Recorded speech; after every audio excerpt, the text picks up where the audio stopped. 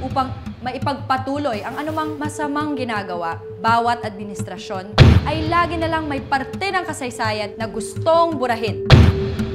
Dito po sa kinatatayuan ko, ang dating Barrio Acacia. Isang gabi ay minasakar silang lahat. That's more than 20 years. Bakit ba yan ang napili mong pang-thesis mo? Talaga bang gusto mong malaman? Opo. Gusto kong malaman kung anong naging buhay ng ama ko. Kajim, si Ka Felix. Sama. Kung pagod na pagod ka, hindi ka sanay makita ang mundo. Mahalaga ang tamang perspektibo sa kahit anumang usapin. Hindi ka naniniwala na relatibo ang mga bagay-bagay. Dahil ako nasabi sa katotohanan, eh, tangin mo! Kunting lamig naman ang ulo, ano ba kayo?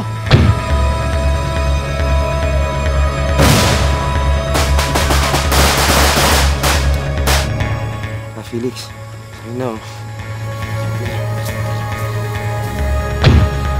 Alam niyo po ba tungkol sa kanila?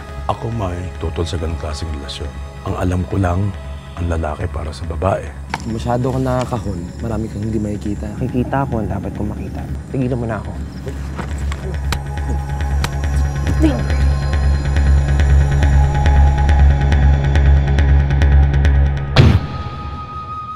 Ang posisyon nila. Ka Felix! Hi, Ka Felix. Ka Felix, parang sama ng ubo mo. Ito, dinalan kita ng gamot. Salamat. Hihirapan na ako dito. Ano bang pinagsasasabi mo? Alam mo, ibig ko sabihin. Importante kung babasa kasamahan. Importante kung gusto natin. Kami na ni Kasmin. Hipokrito ka. Ano ka naman nangyayari sa'yo? Hoy! Bakit mo?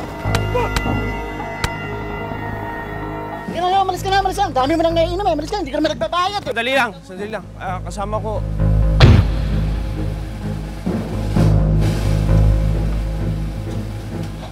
Pasensya ka na.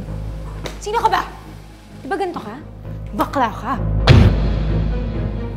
Tagal ng patay ang ninong mo. Ano bang gusto mong malaman tungkol sa kanya? Maghahanap pa po ako ng maski isang survivor dun sa Barrio Acacia. May tinatawag silang putol.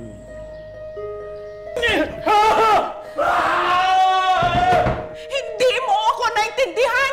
You don't understand me! You don't know many things! Mga kalalakihan pinagkukukuha, pinagpapapatay. Kapag dumating ang militar, lapitan mo agad. Ituro mo kami, magpapahabol kami. Bawat administrasyon ay may sariling bersyon ng kasaysayan.